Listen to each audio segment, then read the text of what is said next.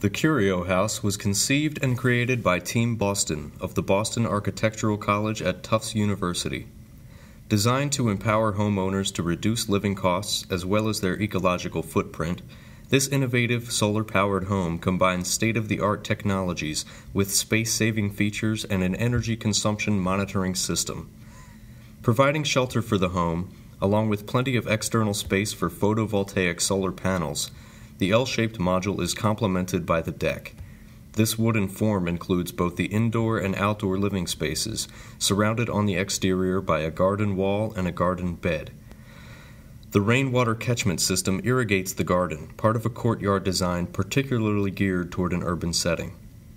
Behind the approach to the overall design of Curio House is the idea of biomimicry, as Team Boston's Bill Peterson explains.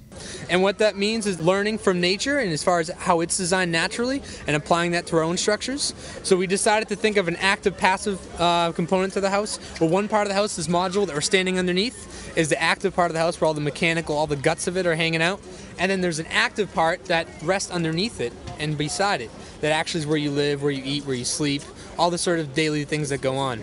And so having those two relationships is kind of our major concept. Peterson also explained the feedback system used to keep homeowners conscious of their consumption. So the cool thing about the feedback system, it doesn't make any decisions, it just gives you the information to do it yourself. So it allows you to be a more informed home user.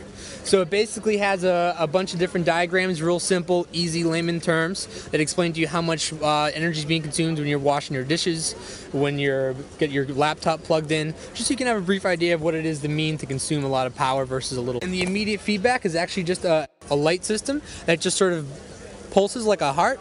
And so when it's pulsing very quickly, you know that you're consuming a lot, and when it pulses at a relaxed rate, you know that you're consuming less energy. Another aspect of building an energy-efficient home is creating an adaptable living environment, making the most of the space to accommodate several different features. Team Boston member Delia. The whole space was designed to be as adjustable as possible. So this whole entertainment unit is on heavy-duty casters. It moves back and forth, or it can be turned around as well, so it's not just restricted to two directions. Behind it is the Murphy bed. So that folds against the wall. You can get this whole unit and just push it against it. And our couch fits right underneath it as well. So you can open up this whole area and maximize the space. And then we have these modules right here. They work as storage. You can actually take them out, you can pull them out and use them as a coffee table, so you can use the surface. And then right behind it we actually have a seating as well. So these units work and have 3 different functions.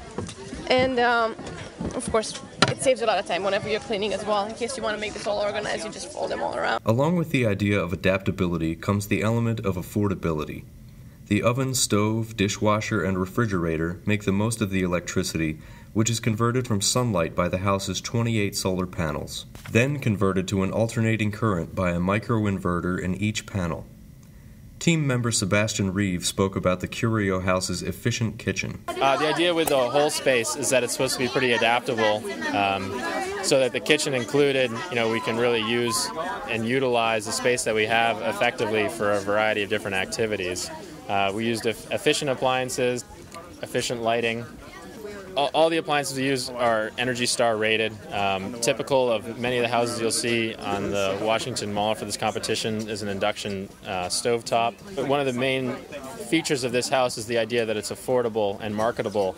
So we tried to use materials and technology, for the most part, that people could get on the commercial market that existed, that had been proven to work. While the electricity comes entirely from solar energy converted by the photovoltaic panels, water for the home is heated by 5 solar thermal collectors, as described by Team Boston's Fred. We have 5 flat-plate solar thermal collectors up on the roof. That's enough to generate all the hot water that you need for the house, as well as all the heating needs of the house as well. So we have actually pretty good storage. We have very low standby losses in our water tanks, so haven't checked today yet, but I know on previous cloudy days, maybe we start at like 200 degrees from the sunny day before that and drop about 20 degrees overnight. So definitely more than enough to get you through at least the night and into the next day, even if it's cloudy. And then we have an electric backup element just in case. Not only does the house save electricity by receiving heat from these water pipes, but the team has also introduced an experimental heat glass from which the home gets most of its warmth. The Curio House is an innovative example of how comfort and adaptability can coexist with affordability and efficiency. Allowing plenty of natural light inside, providing a spatial connection between the inside and the deck, and utilizing cutting-edge technologies, Team Boston's home is a unique design, a comfortable living environment, and an attractive presence at 2009's Solar Decathlon.